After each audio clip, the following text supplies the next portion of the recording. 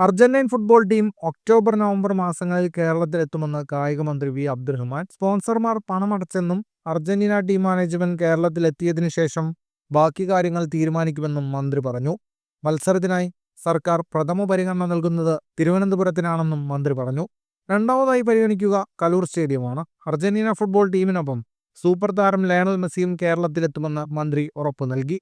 Messi കേരളത്തിൽ എത്തുമോ എന്നതിൽ സംശയങ്ങൾ നിലനിൽക്കുന്നതിനിടെയാണ് സൂപ്പർ താരം എത്തുമെന്ന മന്ത്രിയുടെ പ്രഖ്യാപനം.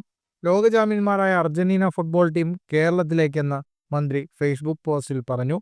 അർജന്റീന ടീമിനെ കേരളത്തിലേക്ക് കൊണ്ടുവരുന്ന സംഘാടകർക്ക് നന്ദിയും അറിയിച്ചിട്ടുണ്ട്. അർജന്റീന ടീം കേരളത്തിലെത്തുമെന്നും മെസ്സിയും സംഘത്തിലുണ്ടാകുമെന്നും നേരത്തെ തന്നെ സർക്കാർ പ്രഖ്യാപിച്ചിരുന്നു. എന്നാൽ മെസ്സി എത്തില്ലെന്ന റിപ്പോർട്ടുകൾ അടുത്തിടെ വന്നതോടെ വിഷയം വീണ്ടും വിവാദമാവുകയായിരുന്നു. ഫുട്ബോൾ ലോകത്തെ കൂടുതൽ വാർത്തകൾക്കും വിശേഷങ്ങൾക്കുമായി സ്പോർട്സ് കഫേ സബ്സ്ക്രൈബ് ചെയ്യുക.